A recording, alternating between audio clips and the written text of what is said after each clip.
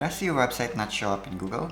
Specifically for branded search, that's what my client used to experience and how I solved it and how you can do it yourself. You'll also learn how to speed up your website and how to optimize for conversion. To give you a bit of context, my client is an intuitive wellness coach with big plans for his business, one of which is to take his business online. Getting his business to show up in Google is the first step toward that goal.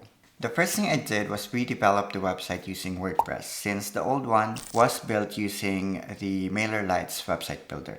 Honestly, I didn't even know that MailerLite had a website builder, and it's, well, not great. But their email marketing platform is pretty good for the price. So anyway, why WordPress? First, I've got over 7 years of experience with WordPress, so it's a breeze for me. However, aside from my selfish reasons, it's the most customizable one compared to other website builders. By the way, WordPress is technically a content management system or CMS, not a website builder.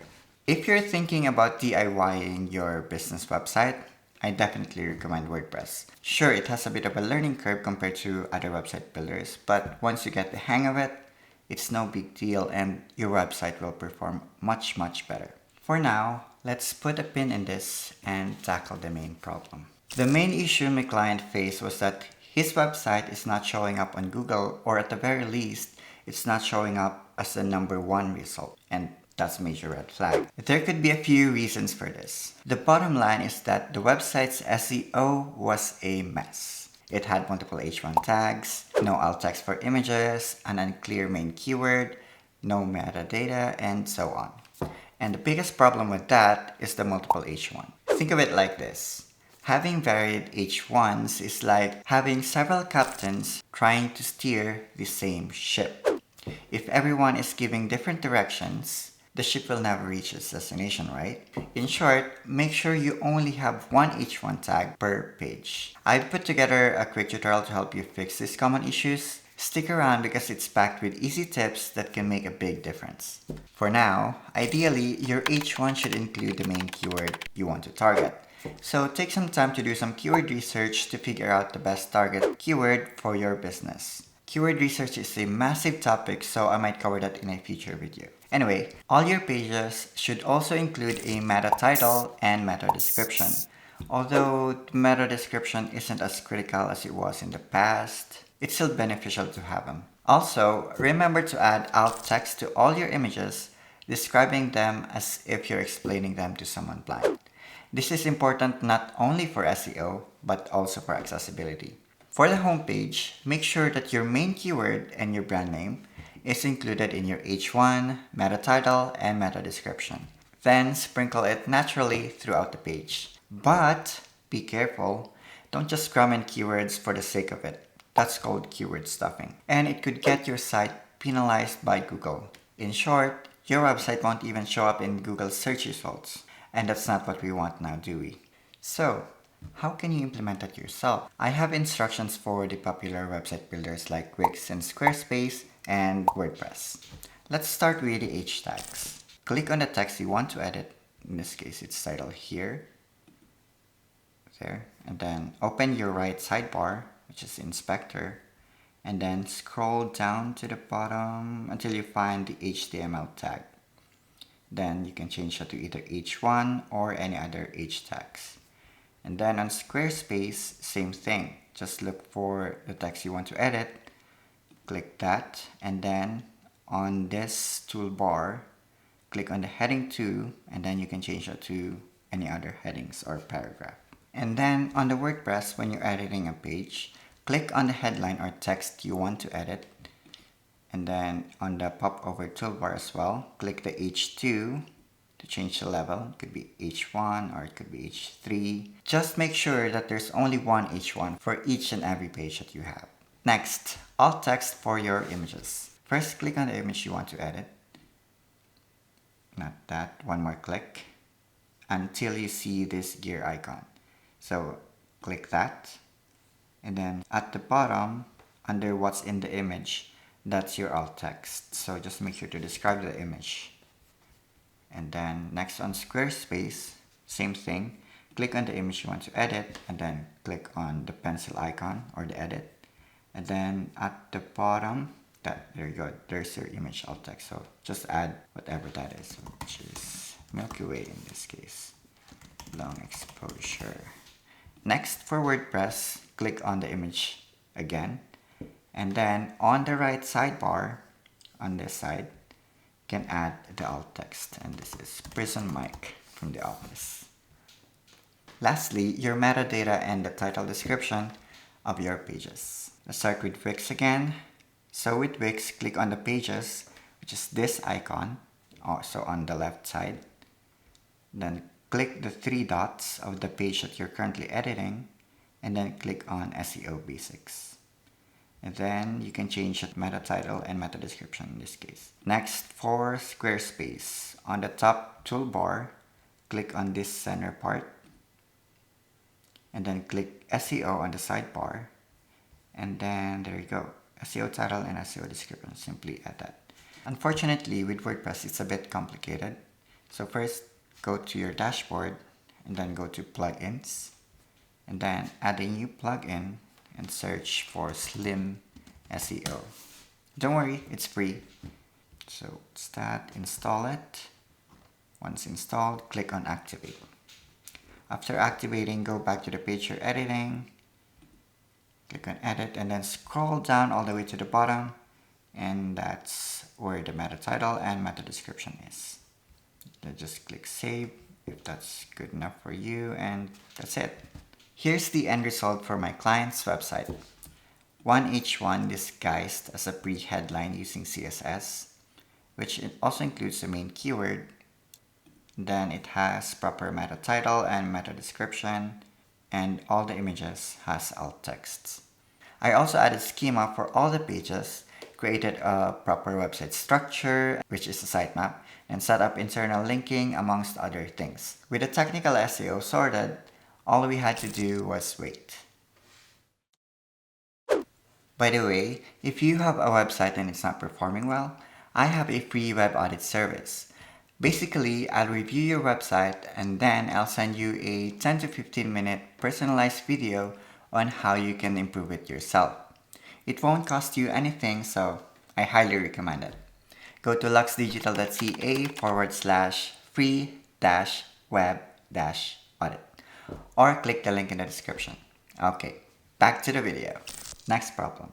The website is not optimized for conversion. If you're not familiar with the term, conversion is the action taken by your visitor. This could be booking a call with you or purchasing your products or services. One key factor for conversion is the overall design of the website. It's a trust factor. In fact, 75% of people won't do business with you if your website looks bad. Given the limitations of MailerLite's website builder, the design was subpar at best. However, my client did a great job within those constraints. To be fair, ugly and outdated websites are rare nowadays because you can technically get away with cheap and sometimes free templated websites that look decent. I mean, it's better than nothing, right? That said, if you want to stand out and beat your competitors, I highly recommend to hire a web designer. Here's more. The layout is also critical for conversion optimization, even more so than the design itself. The layout is basically how all the elements are arranged on the website. Now, the most important part of your homepage is above the fold. Essentially, the very first thing users see when they visit your website and before they scroll down. Because, according to Nielsen Norman Group, 80% of users' viewing time will be spent on that section, the above the fold. So, let's focus on that. First, you should limit the items on the navigation bar and only give one main call to action above the fold. Perhaps there could also be secondary action, but it's definitely not recommended. You see, there's this thing called paralysis analysis. Oh, I got that backwards. Analysis paralysis. Basically, if a consumer is presented with multiple options, they're more likely to take no action. In short, your nav bar should have at most 3 items for navigation and then one main action, such as your primary service, a login or sign up link, or search bar for your e-commerce. But only one main action button. And yes, your social media link shouldn't be on your nav bar, no, actually on above the fold, unless your goal is to gain more followers, which is usually not the case for most businesses, right? Next, the layout of your hero section. This is the area after the nav bar. This is also the most common layout for hero sections, and for good reason. It works. Most people read from left to right. Oh wait, in the video, that'll be inverted. Let me repeat that. Most people read from left to right, so we're basically wired to look left first when visiting a website. The point is that all your important elements rather, should be on the left side, while the right side should support these elements, usually a hero image. Now, what's important may differ from industry to industry. For instance, a photography portfolio would benefit from showcasing their work in the hero section. For my client, and for most businesses really, the important things are your value proposition, call to action, and some social proof. So, you need to do some copywriting for your value proposition where it connects with your prospects and that encourages them to take the next action. Pro tip: your call to action should use first person language, start with a verb, and add some urgency, scarcity, or possibly an incentive. For example, book my free call now. Please do not use fake urgency or scarcity like 5 spots left when there are actually unlimited spots. This can damage your relationship with your customers or clients, causing them to lose trust. Also, your call to action button should be dominant with large bolded text and eye-catching color. Then, you should also add a mini social proof element above the fold where it makes sense. This could be your Google reviews or some stats about your business. This builds trust quickly with your prospects because they'll know that you're a credible business right away. Then you can show the long-form testimonials below the fold. And here's the result of that. To be fair, the color scheme and typeface are the same as the original. I simply added a bit of flair to make it look professional, like these shadow offsets, borders, and a simple animated button on hover. And yes, the copywriting and the layout follow the best practices for better conversion. One other problem was the time-consuming aspect of event management, which involved handling registrations and payments, signing waivers, and then sending reminders. To fix this, I implemented a built-in booking form where users can pay and sign waivers online. So, say goodbye to paper stacks. That was horrible.